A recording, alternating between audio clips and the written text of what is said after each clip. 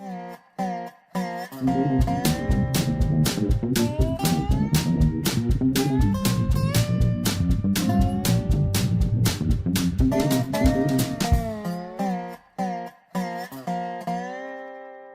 is Dave Monk, Prairie Monk, WAFT Champaign 90.1 on your FM dial.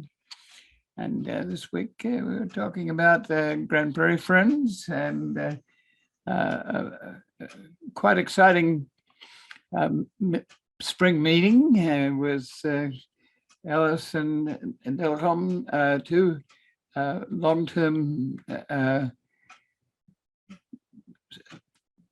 members of the Grand Prairie Friends. Jamie Ellis has been president for 19 years, and Fred Delcom has been the treasurer. Both have experience in Prairie. Jamie in the more general sense and the more pragmatic sense, perhaps. Fred is a entomologist, but not a taxonomy, just entomologist, an entomologist who was looking at the physiology of muscles and nerves. So more a neurologist than anything else. And he and his wife, Nancy, is on the Urbana Park District Board for many years, and they travel, and they have a daughter married in New Zealand, so they get there from time to time, and Fred takes lots of photographs. They decided to buy a plot of land at Myra Station. Myra Station is interesting because there used to be a railroad line that connected Urbana with Sydney. It was 8 miles long, and it went through Myra Station. At one stage, there was a big elevator at Myra Station, a big wooden elevator. It got taken down. It's kind of a junction area. But some people have kept the nature of that railroad line afloat. It had some difficulties for acquisition in that it was warranty deeds, which is a little bit different from a warranty deed, but it made it fairly positive that people could take back their own land if the railroad retired, which it did. They had lots of bridge ties and the like, and we were involved with some of that, but that line is partially now a golf course in development, and it had various iterations in Urbana. People didn't like it going through the housing at an angle, so it was moved a little to the east and went down by the county seat, and then joined up with the previous right-of-way near Prairie Gardens. And then near Prairie Gardens, there was a nice little prairie in the school. It's still there, and after many, many years, and enough to do some teaching. And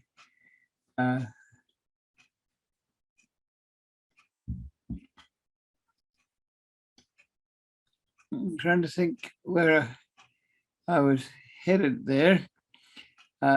We were at the Grand Prairie Friends meeting, and both Jamie and Fred were Bobbsey twins, backing up on each other to talk about the establishment of a backyard prairie. And they have a book which is about backyard prairies, and it's very good. And it introduces people to the value of having natural areas. Chicago has done it a lot. They've perhaps had hundreds of habitat backyards, usually backyard, not a front yard. And they invite birds and bees and bacteria and fungi, and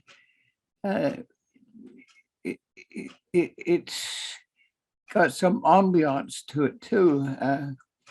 You can have a little plot. It might only be 10 by 10 or 15 by 15, but it's enough to have 10 or 15 different species, and it's kind of wonderful to see them grow, and it grows slowly if you plant them by seed. If you go to Prairie Moon and buy seed, or if you collect seed yourself on railroad beds, or if you buy in plants, that works too. So, but you have to be careful, because there are all sorts of creatures that will invade your little prairie, including in some places in town where deer come in. So it's the wildlife is able to survive, even though they've lost a lot of their dignity and they've lost a lot of their numbers. They still seem to be able to survive, and they've you plant them, but out of the woodwork come other creatures like insects, and this is you wonder where they came from. But if you have contiguity between these plots, as we do on railroad lines, then creatures can move about, and they can mate, and they can find food source, and there are migratory birds and other creatures that can fly in or be temporary visitors to habitat. So that was the theme of the presentation, and so they're working with the University of Illinois Farm Bureau complex, and that has computerization so that you can get good photography. And I was so pleased to see the lights go down, because often people who do good photography are faced by the fact that the exhibit area has lights that are almost permanently on, and it means that you don't really get a good look at the pictures. So this was good and well attended by people who are members of Grand Prairie Friends, or board members, or volunteers or visitors. And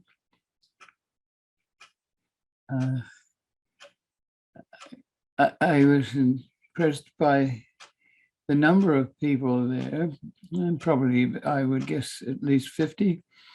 And then the Grand Prairie Friends had a brochure. It was a very extensive brochure, and it was a lot of artwork and a lot of detail and a lot to report.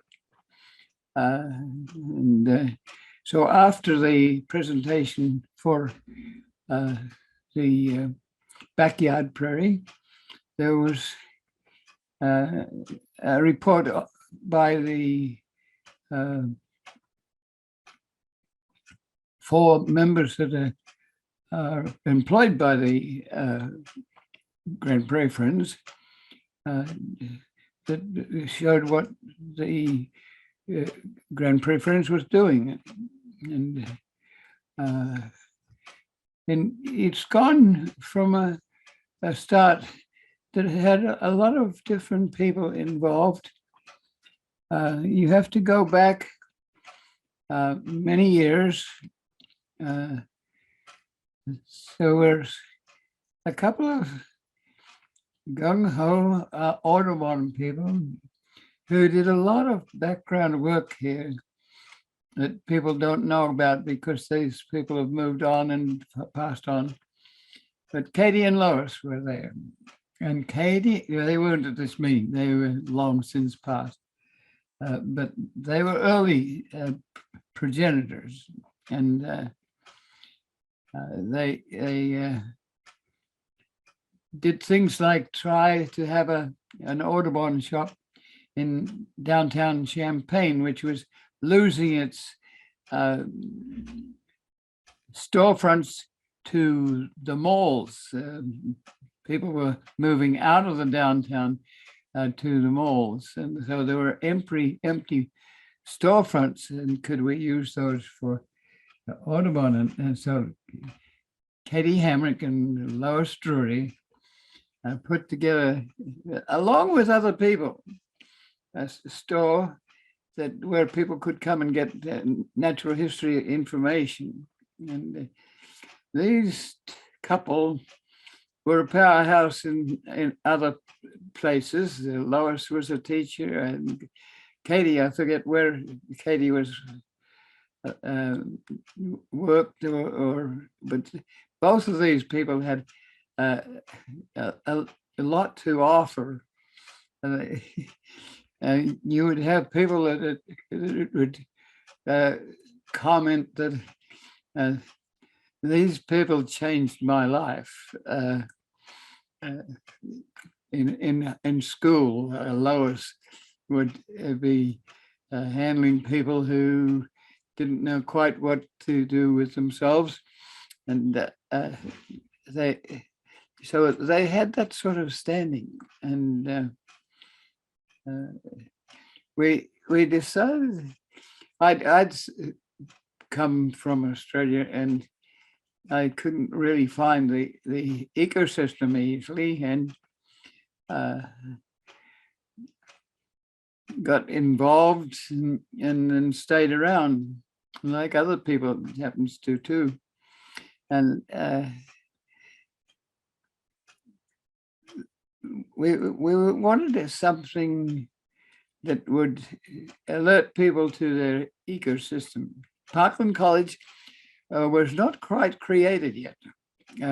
Parkland College was in some of these dead storefronts. It was in downtown Champaign. It was in churches and dotted around the community while it was decided where Parkland College would go and what it would be to design. So we started a reading the landscape class named after May Watts, who wrote a book called Reading the Landscape, and she knew we were using the title, and then she would be here every once in a while as a jury for landscape architecture people who were doing design or planners, and she passed on, but the name implies going out in the landscape and seeing what's there. And many people don't take the time to do that, and sometimes they walk past historic monuments without really recognize them. So we started a reading the landscape class, and Katie and Lois were there, and we had 29 people, and gradually over the years it got to be distributed a little bit. Some of the information that we were wanting to see preserved went to a master naturalist program, and often done probably better than we would do, but our field trips were intriguing, and we had a professor from the School of the Art Institute in Chicago, who was head of the sculpture department at the time. He had a country house in Hinesboro down near Arcola, and somehow we got together, and he came on one of my field trips, and and he thought this was a good idea. So he suggested that we institute a artist in the landscape, which we taught for many years, and I find that it has continued at the School of the Art Institute in a different iteration. But it's interesting that some of the things we do inspire others. So over the last few months, I've been trying to get to the point where people start out in the basement with a cup of coffee and a donut and gradually move an idea. And the state and the federal government supports this, because people that do that often do have interesting ideas, and we've been working through that and getting perhaps a little bit more formal, and some people get very formal, and groups like the Nature Conservancy got to be national and international. It takes a fair bit of concentration and friends and relatives getting together, and it's not always perfect, but one of the endpoints is that we're getting to develop natural areas, and the Grand Prairie Friends, maybe we should perhaps say where they were initiated. We instituted a prairie conference at Muhammad, and had a lot of volunteers to put that together, and speakers. And it before and after, there was this suggestion that we might have a Grand Prairie Friends, a group of people who would get together. So in 1984, we were seated in and around Katie and Lois's house on Foley Street, and we put together the idea of who we might ask, and that was the creation of the Grand Prairie Friends. And so they formed very formally with 501c3 tax exemption, and they've taken off and done wonderful things. And so we also had in the background tried to find a natural area that we could use as demonstration. Wasn't easy because there's very little remnant prairie left around. So we worked with a fisher area. We probably walked 100 miles just trying to find a good site that was, perhaps if we could get it close enough to town, people could visit it. And we found this railroad line between Fisher, or it came through from Leroy in the Bloomington area, and came through Foosland and through to Fisher and Dewey and Prospect and into Rantoul, and went across the Illinois Central line and headed towards Lafayette, Indiana. So there were a little town, Dillsburg, and Gifford, and this was a pumpkin vine. It was a wiggle woggle some. So it went across the road at Gifford and then through Gifford. And you have to know that there's some terrain involved. This was the Bloomington Moraine, and all the Frieslands and Deutschlanders that knew to drain the flatland areas were there on the lowlands, but and the Irish especially were on the uplands, and that line went on to Armstrong and through into Indiana. It was retired, So we took lots and lots of photographs and videos and spent about 60 hours on that with a agency that was in an old IGA store in Urbana and near to the high school. It was an audio-visual center, and it had been established because Time Warner was asked to be providing services to the community, but they also were expected to have an audio-visual center.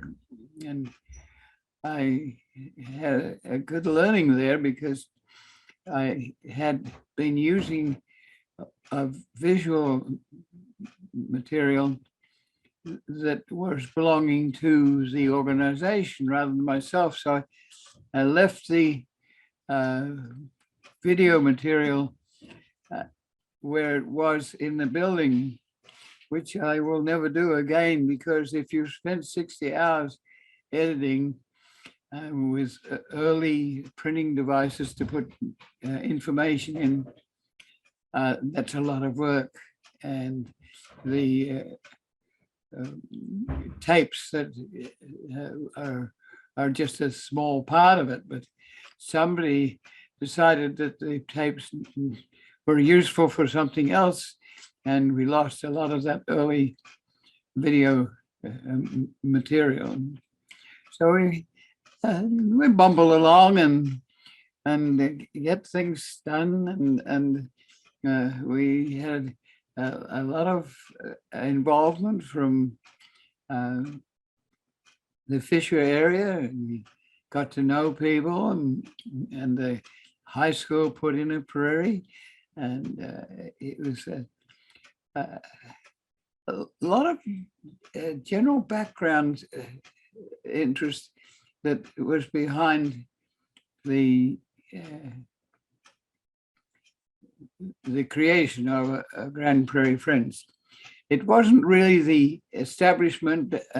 Finally, it was just a concept, and so you have to honor concepts that often take off. So I had to sit there on Friday night and think that this concept had taken off. It had been morphed a little bit into forest, because forests are more interesting. But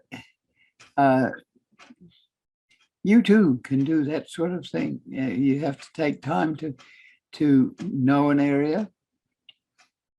You have to know the people. You have to know where they come from, how they think. You will encounter some royal opposition, but then you will encounter some support.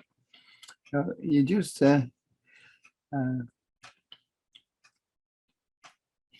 it bounce off your back, and it sometimes will happen. And, so you see the spin-off to Artist in the Landscape. You see,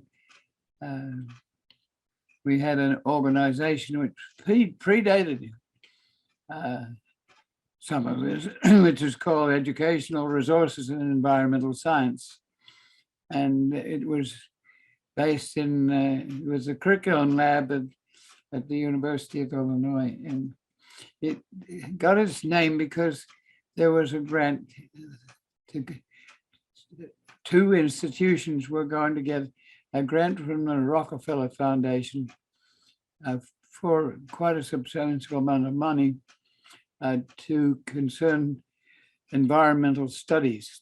And the application had been made, and the Rockefeller Foundation said, your research is excellent and your teaching is good, but where is your extension work, where you take ideas out to the community?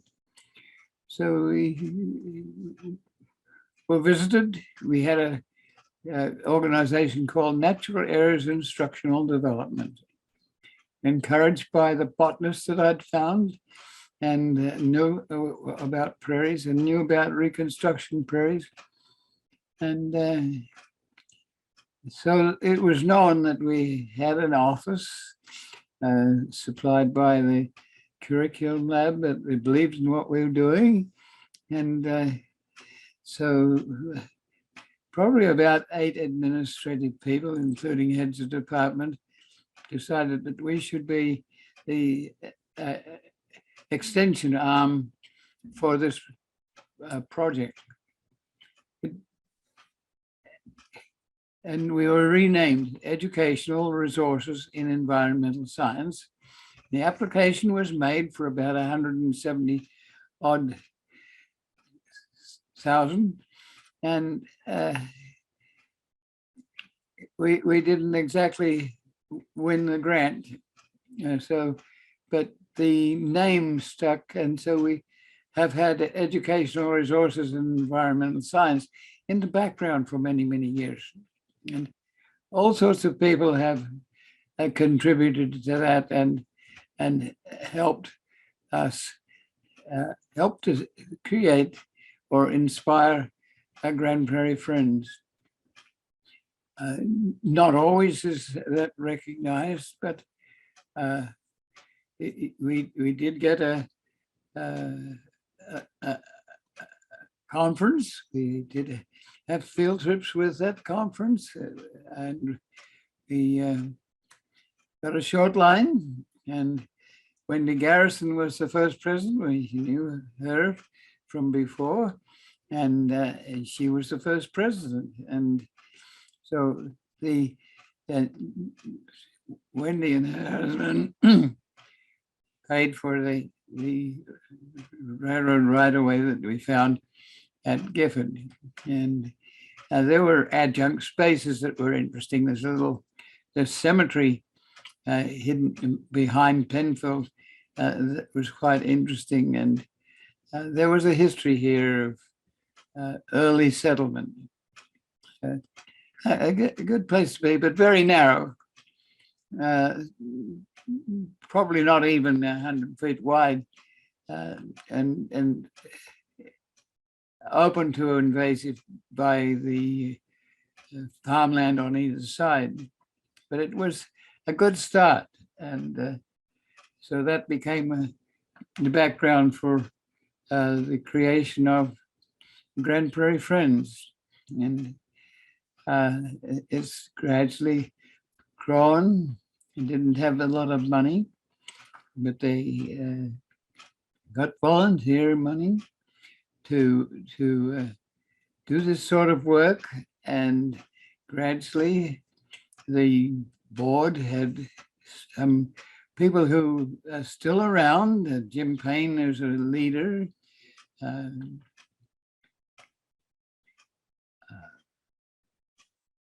Other people were there that know the start of this organization. And so you wanted to get its own status. We didn't want to be breathing down anyone's neck with thoughts and ideas. It was their own thing, and they gradually did very, very well. And the board members changed to some extent, but gradually they got grant money. The opportunity arrived to work with forested areas in Coles County. So that became Warblers Wood. So gradually the meeting that we were at Friday night, the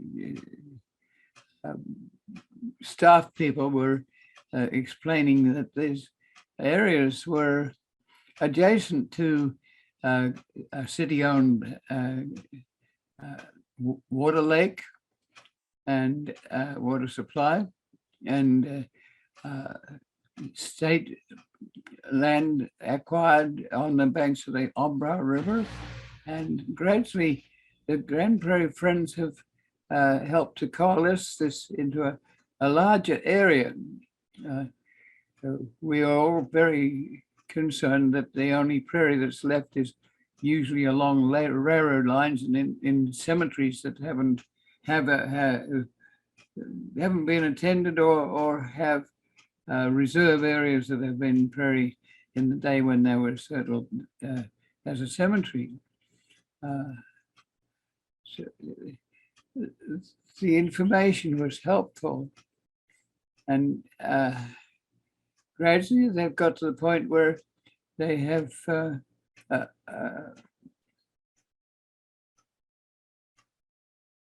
I call it liatris, but it's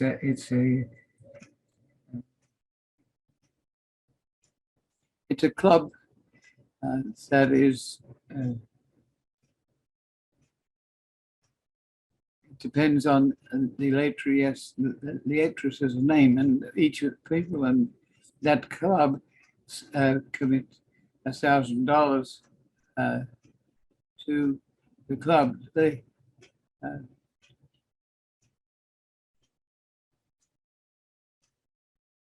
I'm trying to think of the name. As you get older, you forget things easily. So that club has been there, and many of them were at a meeting. And gradually, to do this sort of work, not only in Coles County, but other places like Villa Grove and Watseka or Loader or Paxton. This has been preservation work which in the long run requires $1 million and more, because it's not the sort of money that you can expect from local donations. Although sometimes big local donations, like donations of land for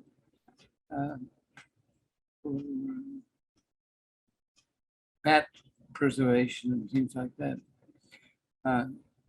So we have to really applaud this situation. I walked out feeling very pleased, and I think you should be pleased too, because we have in the background land which is being challenged, and it includes habitat which is not the best. You have to know that if there's not much money to preserve things and the politics is not in favor of you, then it's very hard to do anything but gather up the little bit of gems that are really good. Then the secondary level prairies that exist but are not the best, but they're the only ones we have, are in jeopardy often because they're not cared for in the same way as the more genuine plots, and it takes time. So we have a little prairie outside Allerton Park, which is quality enough that it has encouraged the university, which owns Allerton Park, to put in a mile by 66 feet of reconstruction prairie to encourage rattlesnakes that are endangered and to encourage other creatures. And after about 10 or 12 years, that corridor looks almost like a prairie adjacent to the more undisturbed railroad bed adjacent. And so there is a situation where there's a sporting field of 30 acres very near to a prairie, and it's near to a library, and the library has contributed 5 acres to a natural area, and it's very close to the railroad bed. But you have to know that the biologists are rather fearful of recreational use. Recreational use invariably is more important to most people who want to use it and enjoy it, but they're not quite so concerned about the prairie. It doesn't look as interesting as a mountain or even a tree. It's kind of looking weedy, and people have had to take it out in order to make it available for agriculture. And John Deere's had to invent a plow that could plow it. And so there's a temptation to put a trail through this 2 or 3 mile segment. And do you do that? Is that the sort of thing that the Grand Prairie Friends might take an interest in, along with land trust people, along with an extension of the city? The city has a nice little trail on Heartland Pathways bed. And so you have to go back to thinking about where Heartland Pathways came into this. It came into it in about 1986, 7, 8, that sort of period, when the line had been adjudicated as abandoned. We had to work with the elevators that might use it. They decided not. So that was after we had an educational resources in environmental science, and moved to downtown in a situation where we were more in a lockstep with the community. We had been servicing the community from the university base. We still service the university base when asked, but it was a different sort of situation. And we learned to enjoy it, and we occupied spaces that were vacated by companies that were losing out to computerization, engraving people, and we were losing out to the malls. So actually Heartland Pathways was bought after there was educational resources, and after there was a Grand Prairie Friends. And it was fairly near to a time when Allerton Park was being mooted for a flooding of Allerton Park and Friends Creek for a dam, and that didn't work. But a lot of these people were crisscrosses, and I had with me at the meeting Liz Rudnick, who was a volunteer in student days and knew this territory, and she lives and works in Massachusetts, but she's in town to visit her son, who is in electrical engineering and about to graduate. Liz herself has a PhD in this territory, and so we talked to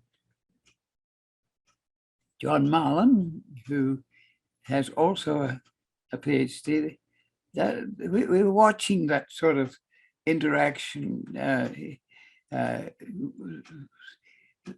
The universities have been always interested in people who are innovative and want to do something different. Doesn't always work, but so you always have people who are teachers who are also learning from their students. And in recent years, there has been a Beckman Institution, which partially is designed to encourage people to belong to teams. So if you're looking at climate and weather and tornadoes, you may be gathering up lots of computer data, because we have equipment these days that can go up in the air and anywhere without you having to actually occupy a tornado in order to find out what it's about. So you have data people, you have people who are artists who can take that data and put it together and say, yes, this is a tornado, but it has these children. You see here and see here, and they can interpret. And so we're very definitely interested in artists and how they can interpret this in photography. So part of the meeting that we were at on Friday night was about that. And so Liz came to the meeting, and we talked to John Marlin. His wife is mayor of Urbana, and he has been in charge of hazardous waste and within the university, but he's retired, and he does a lot of prairie preservation, especially on places like Route 45 South, or he has a nice plot of prairie on Florida Avenue. It's near to the president's house, and he cares for that, and he notices various creatures expressing themselves, and some of them are prairie plants themselves, native prairie plants that also are invasive. So you actually have to think about these plants. Ragweed is one of them. Goldenrod is another one, and they have cycles, and sometimes they grow a lot and sometimes they don't, but mostly they're, ragweed especially is fairly permanent. But if you cut it before it seeds, it won't have the energy to come back. So there are certain paradigms where you mow. If you plant the prairie, you wait till the weeds grow to almost seeding time, then you mow at about 6 inches high, and you cut off all the seed heads, and there'll be some sprouts, but basically you're saving the soul of the prairie that's growing underneath. We have had this week to talk to Ameren, because they're putting in poles on one of our prairies, and you have to think about when you're going to plant the seed.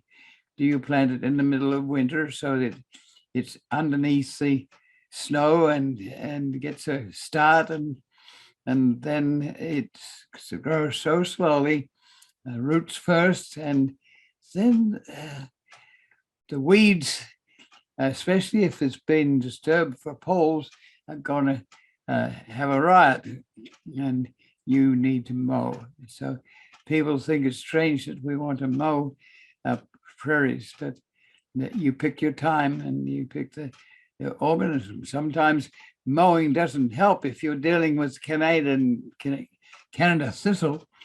You chop it up into little pieces, and all the little pieces grow. So it's you have to sort out those techniques. You have to watch. You can infuse into a fairly diverse prairie some new plants, but some of those new plants need to be almost in a greenhouse, and you have to be aware that some of the plants that you might plant after 3 years are in the palate of deers.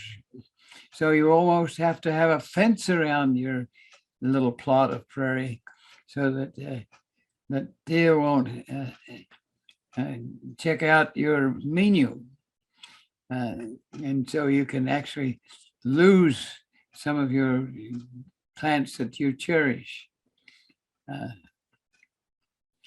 So we've been talking this week about those aspects, the possibility of putting a road cut into the prairie, and possibility of putting a trail through the prairie that's a couple of miles long.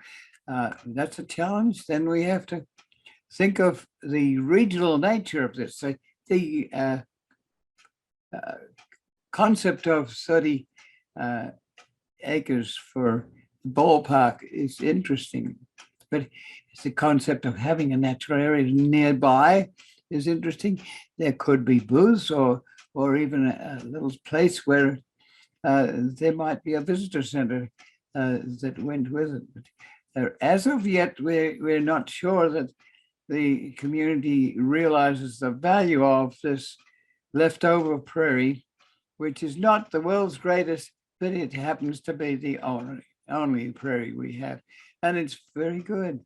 It has hoary puccoon, and there's a lot of plants that we refer to as associates, plant associates, often associated with other parts of the prairie, and the organisms underneath. Every spoonful of dirt it involves lots and lots of bacteria and the like.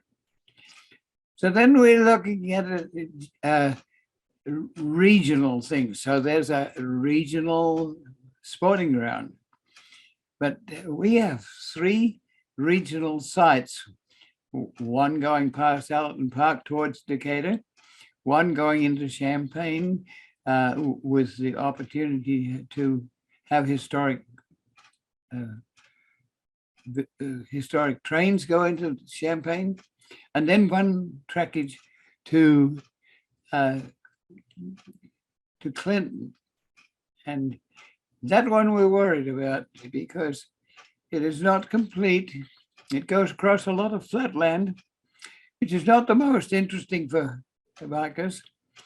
It has some invasion on the corridor, and people who are biologists and like don't really enjoy having to go through a corridor that's corn and soybeans. They can get corn and soybeans on the county road, and so there's some of us that are interested in prairie that have to admit that this is a corridor that doesn't have a lot of prairie on it, but it could have if people realize the value of the good genetic material.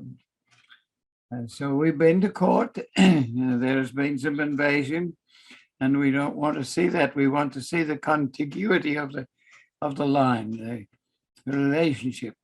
And most of the farmers have kept the ballast together and have not invaded. Some of them have taken the ballast down, and that's what we're concerned about now. But we have to figure what we can do.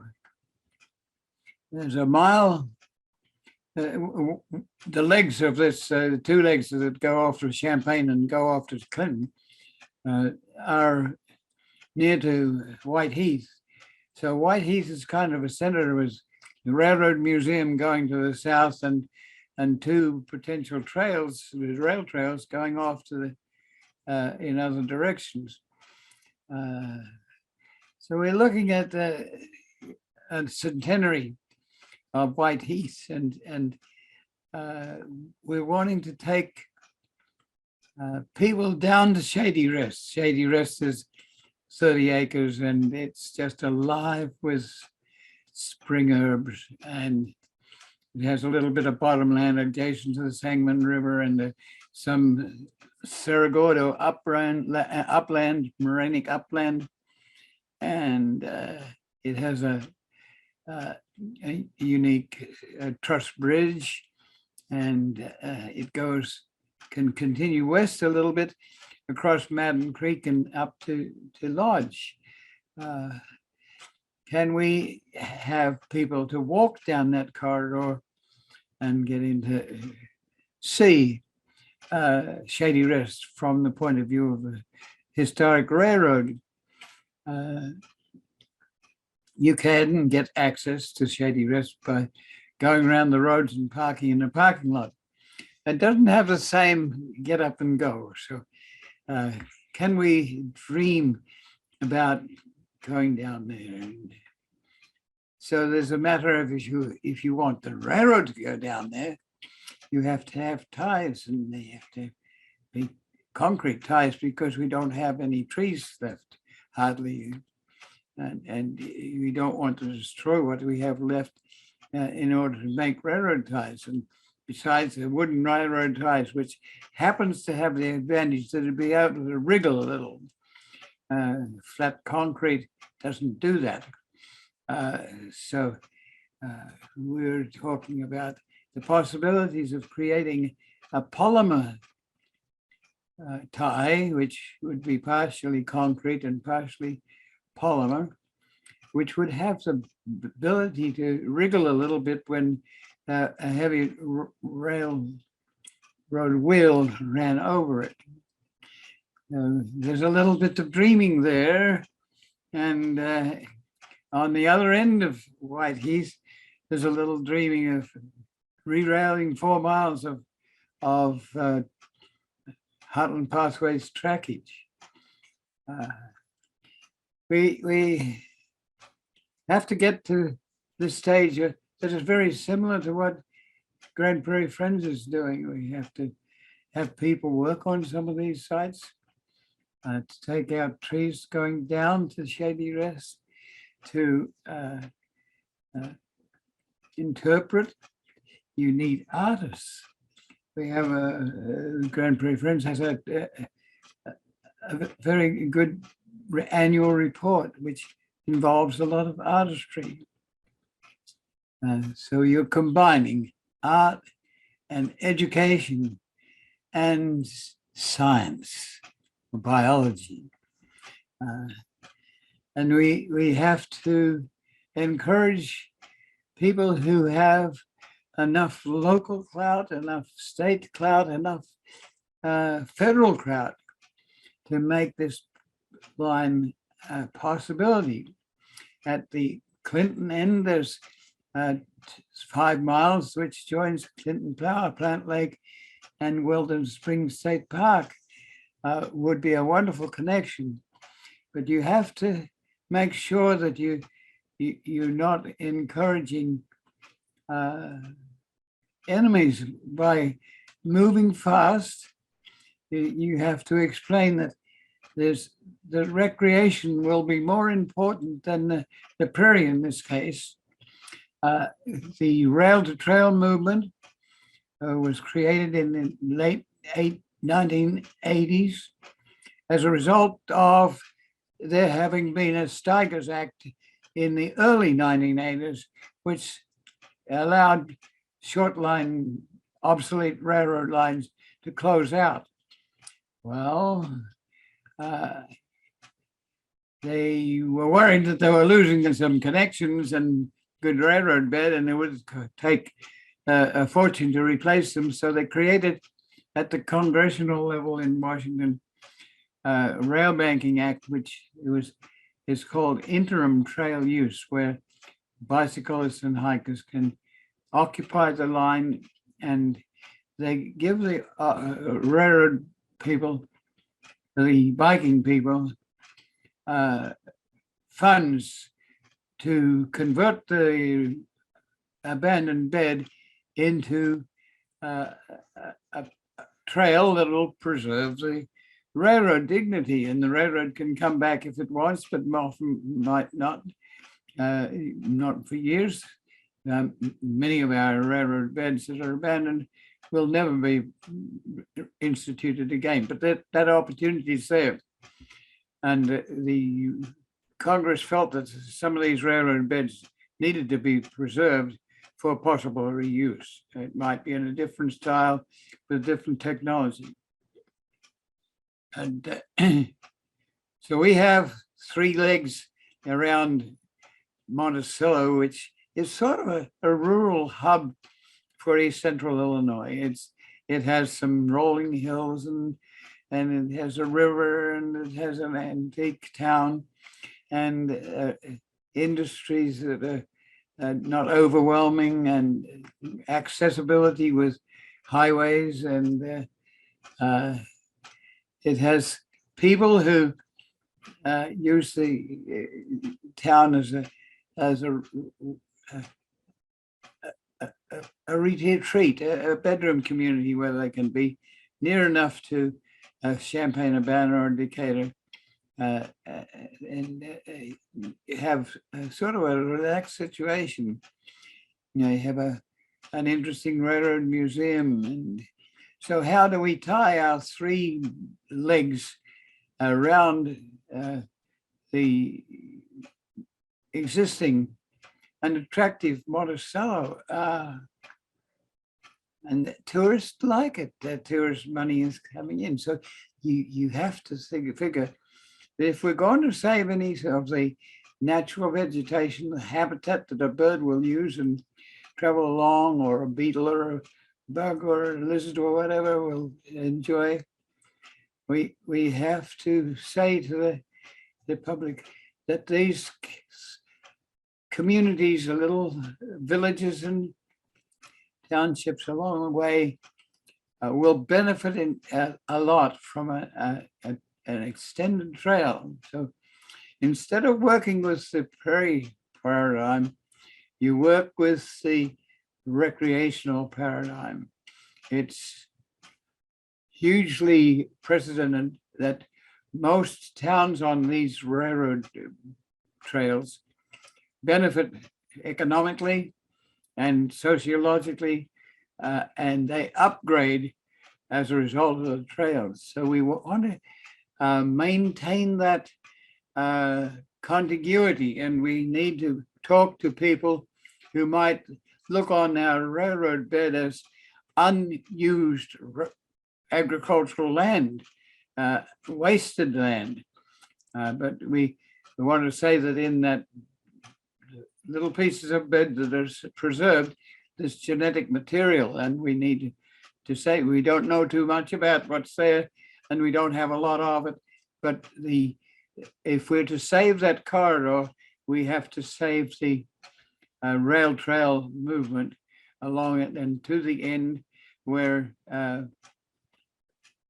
Clinton Power Plant Lake and Wilderness Springs can be connected, and you run into Clinton, and we don't go right into Clinton, but we go into an industrial area where there's an active line, short line. It's so we're thinking we need to be able to communicate with people who are heavier than we are, that to let people know that their tax base of their value of their property will go up as a result of this. And the towns like St. Joe at the moment is enjoying the fact that people come to the end of the 7 miles that's open there, and they like to go to a restaurant. And gradually things can change without being overly dramatic or crass. And so this all adds to a regional center that is unique in East Central Illinois, which is mainly farming, but you have this sort of enclave that people enjoy and visit. I think I have to stop there because I like to see that WEF gets a chance to express itself. We're very dependent on WEF and the Urbana Public Television, and a whole lot of people who become visitors or a party to our broadcasts that go up on YouTube and broadcast locally on a channel. We haven't put in pictures lately, but that's part of the problem of the virus and not being able to coordinate that as easily as when we were in the studio. So I encourage you to be interested in this sort of not-for-profit organization that I was sitting in the middle of last night. And I was proud to have someone here who has been an early citizen here and an early student here, and has a son here. And some of the electronics that are happening are allowing us to examine things that we never did examine before. So we hope to keep this corridor afloat with its minimum of vegetation on either side. And I'm going to finish now. This is Dave Monk, your Prairie Monk, WAFT Champaign, 90.1 on your FM dial. And